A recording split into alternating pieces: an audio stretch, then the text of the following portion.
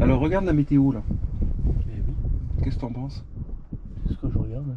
Ben, je sais pas, regarde ton environnement en Ah fait. là, non, Ouais. je regardais là moi aussi.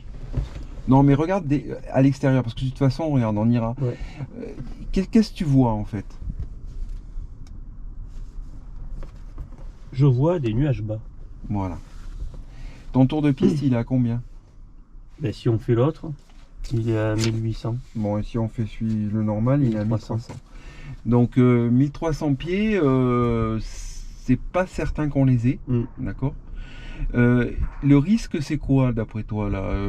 On part en vol, admettons ça passe, voilà, on va un peu par là, je sais pas par où on va d'ailleurs, mais admettons on travaille un peu, on trouve un coin, qu'est-ce qui risque de se passer? Ben, qu'on puisse pas revenir. Et voilà, tu peux pas revenir parce qu'en fait, tu vois, t'as une vitesse d'arrivée Ouais. du banc de nuages qui fait qu'en fait, si par exemple, admettons on fait des exercices en altitude par là, quoi. On verra pas.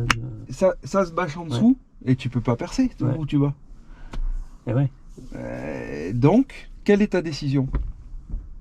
Ben, si je suis en l'air, Non. avant de. Si tu es commandant de bord, Ah là, j'attends. tu attends quoi? Ben, j'attends de voir. Tu attends de voir ce Ou qui va se j'annule. passer ou tu annules.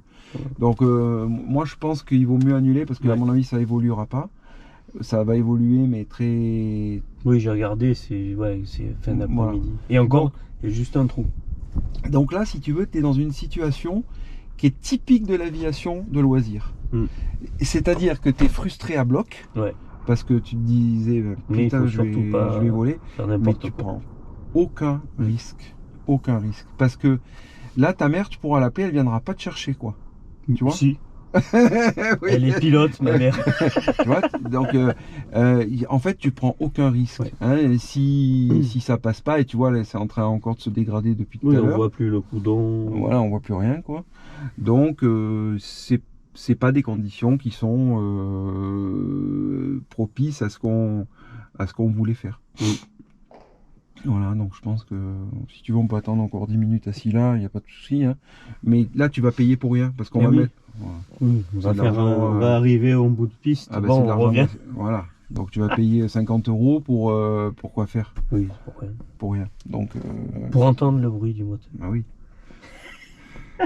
Donc il faut je pense qu'on. Malheureusement.